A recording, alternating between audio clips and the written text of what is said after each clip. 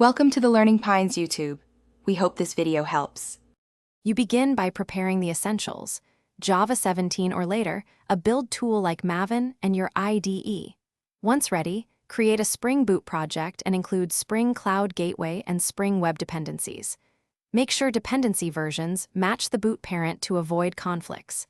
Initialize a simple application class and application. Properties file so you can run a minimal context. This gets you past trivial setup quickly and lets you start composing gateway routes and filters right away. Once done with the skeleton, define your routes either in application, IML, or with Java route locator beans. You map predicates like path or method to target URIs and chain filters such as strip prefix or add request header to adjust requests. Make sure to explain why. Predicates route traffic, filters transform it. If you need resilience, add retry, circuit breaker, or load balancing configuration pointing to service instances. Validate routes by hitting the gateway endpoint and observing forwarded requests in logs. You now run the gateway and test using curl or postman, verify routes forward correctly, and headers appear as expected.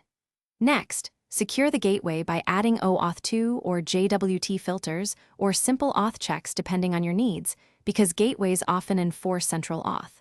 Once deployed locally, monitor logs and metrics.